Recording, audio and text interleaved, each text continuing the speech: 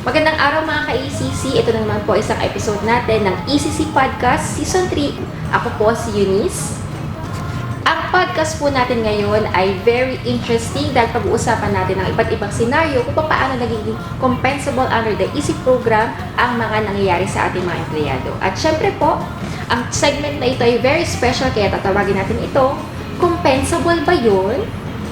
And of course, makakasama ko ang aking partner sa talakayang work-relatedness. Walang iba kundi si Miss Jai.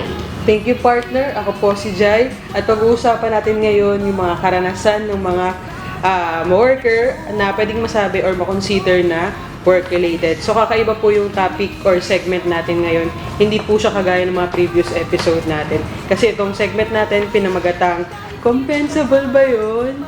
Okay, huwag na natin patagalin, partner. Kasi po, kami po ay nagtanong sa mga lawyers natin dito sa ECC. Kung hindi na maitatanong ng mga nakikinig sa atin, may mga lawyers and doctors tayo dito sa ECC para mag-evaluate ng mga claims nila. So, meron tayong mga unusual scenario na babanggitin at paano ito na-aprobahan or naging compensable under the EC program. Okay, yes, partner. Disclaimer lang sa ating mga manonood at tagapakinig ngayong araw or dito sa segment na ito na hindi namin to ginawa para bigyang katatawanan or pagtawanan yung mga taong may nangyari sa kanila or anuman. Kundi ito po ay idea o kaalaman lang kung ano ba yung pwedeng makonsider na work-related. Okay, sa ating unang scenario, partner, merong isang worker, isang babae siya na nagtatrabaho sa isang pharmacy. So, yung kanyang workplace ay sa San Juan Green Hills, pero ang kanyang tinitirhan permanently ay sa San Pablo, Laguna. Usual sa ating mga nagtatrabaho dito sa Manila, umuwi tayo ng weekend, di ba, partner? And then, kapag Monday na, saka pa tayo bumabiyahe, diretso sa work.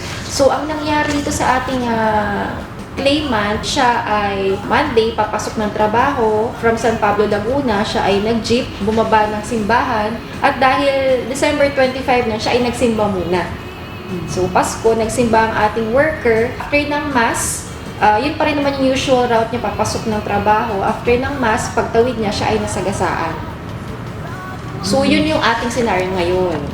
Tinatawag natin na may deviation na dun sa kanyang usual route. So, ang tanong natin, partner, compensable ba yun? Magandang pag-usapan yan, partner. Kasi di ba kung titignan yung ruling ni ECC pag galing sa trabaho, pauwi ng bahay, may nangyari aksidente, or galing ka sa bahay nyo, papunta ng trabaho, may nangyari aksidente sa'yo, covered ka ba sa yung usual na ruta? Pero itong partners, yung unang claimant or yung client natin, galing sa bahay, galing sa bakasyon pa ito, kasi December 25. Then, papasok siya sa trabaho. Pero, syempre, bago nga muna siya pumasok, nagsimba muna siya. Sa EC, tinitignan lahat. Hindi lang yung usual na ruta. Tinitignan din yung mga other reason. Kasi meron tayong mga 8 instances where injury can be compensable. Hindi lang yung pagpunta or pauwi galing sa trabaho yung titignan dito. Titignan din ano ba yung pwedeng maging reason kung paano natin masasabing compensable yung nangyari sa kanya, partner.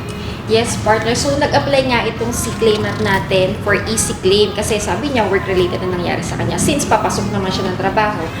Pero, since sinasabi natin na work-bahay, bahay-work lang, walang deviation dapat, na-denied ito sa SSS. So, sabi ni SSS, may deviation dun sa kanyang usual route dahil siya ay nagpunta pa ng church. So dapat kasi nga yung work-bahay, bahay-work lang.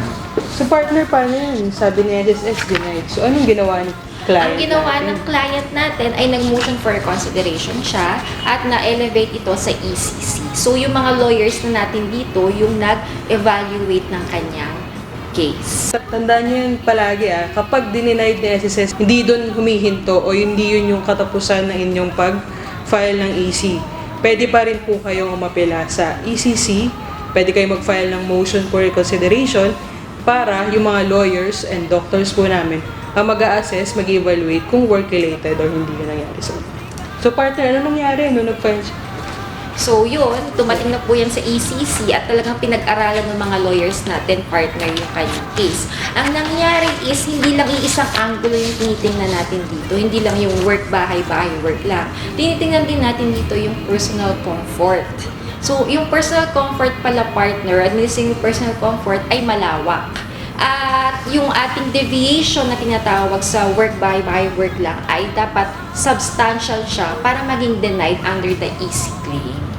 Ibig sabihin, substantial, ibig sabihin, yung layo ng pinangyarihan ng aksidente at doon sa usual route niya ng kanyang papasok sa trabaho, medyo malayo na yung lugar. For example, ako, pumapasok ako sa trabaho, ang ruta ko ay EDSA, pero na-aksidente ako, papasok ako sa trabaho, sa Pasig naman ako na-aksidente. So, may substantial deviation dun sa aking usual route. So, maaari talagang ma-deny yung aking easy claim. Pero dito kasi sa pinag-uusapan natin, partner, dun Medyo pa rin sa malapit. usual route niya. Yes. Sa San Pablo, Laguna pa rin yung kanyang accident.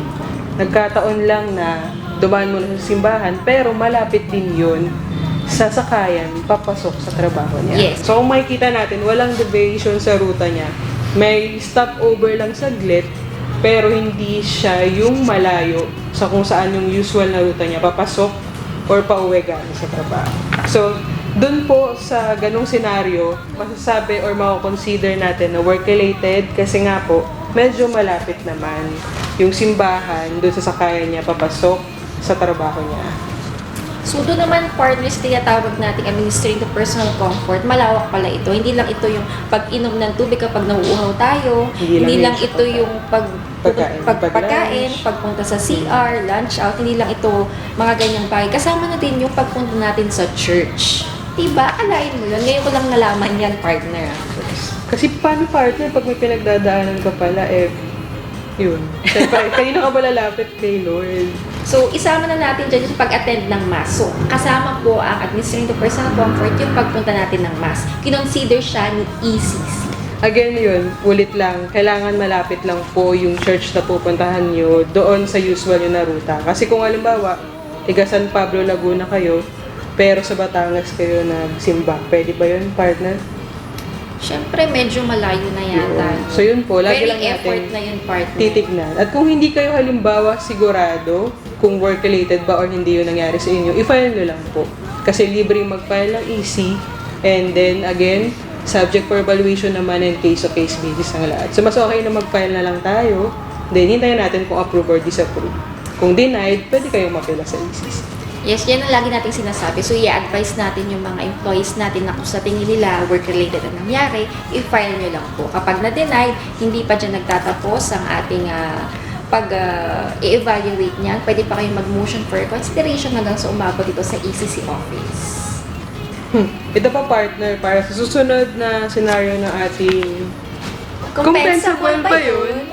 Ayun na nga partner, isang machine operator sa isang rice mill na kuryente dahil daw pinalitan niya yung ilaw doon sa kanilang pinagtatrabahuan.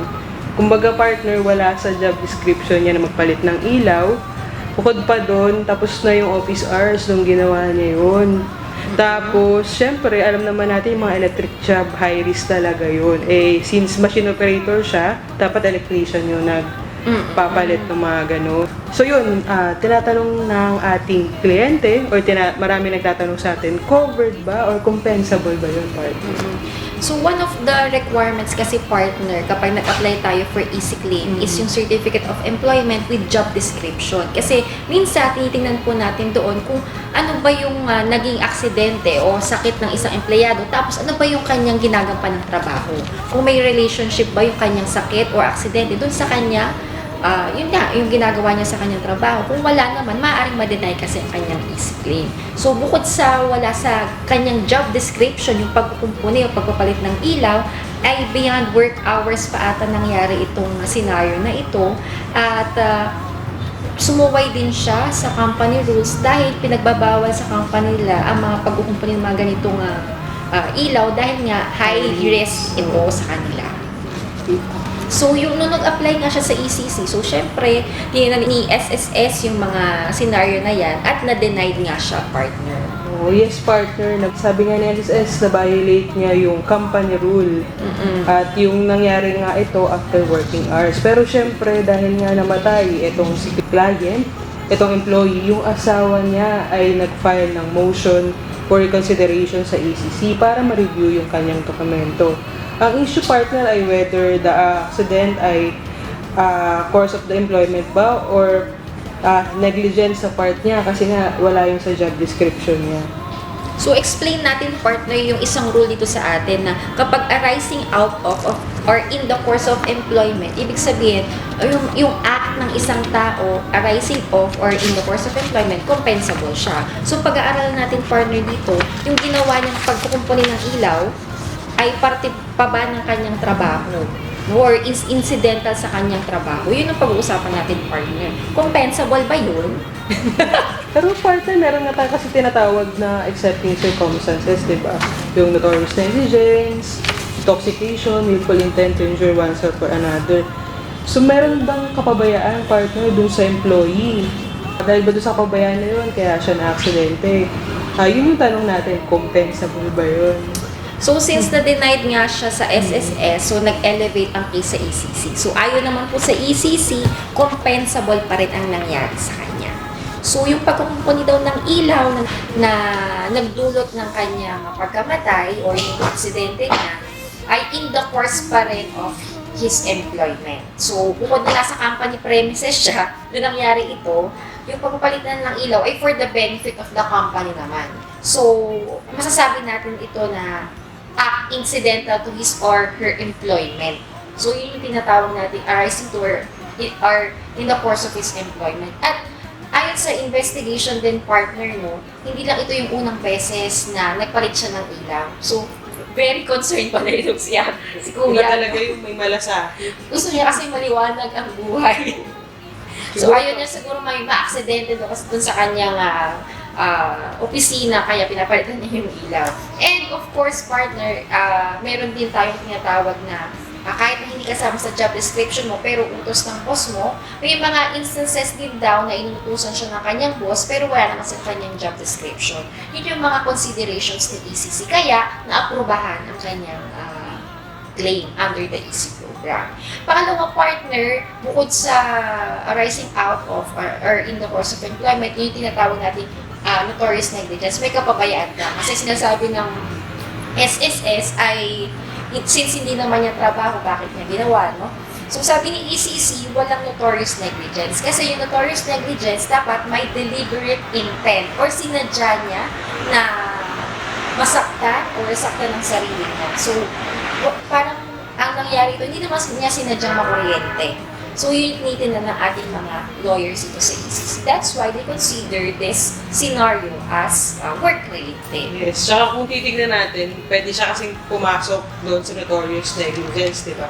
Pero hindi naman niya palaging ginagawa yun na kumpunihin or tanggalin yung mga bombilya. Nagkataon lang na maluwag, kaya inayos niya. Kasi para na rin naman yun sa company. So wala siyang nilabag na yun doon. Yun yung nakita ni EC, dahilan para ma-approve yung kanyang EC benefit o yung EC claim. Yes, partner. So, ganun po talaga dito sa ECC. Very lenient naman yung mga lawyers natin pagdating sa mga ganyang evaluation ng EC claims niyo. Lalo na yung mga doctors natin. Kasi bukod po sa lawyers, may mga doctors din po tayo dito sa ECC to re-evaluate your claims. So yes, partner, yan lang yung iilan sa mga cases na dinulog or sinulong kay ECC. So marami pa kayo maririnig ng mga ganyang kaso sa mga susunod pa naming episode. Yes, actually nagpadala yung ating mga lawyers sa atin ng iba't ibang scenario na i-discuss po natin sa mga susunod nating episode. So muli po, ako po si Eunice. At ako naman si Jai, at ito ang special episode na pinamagatang Compensable ba yun?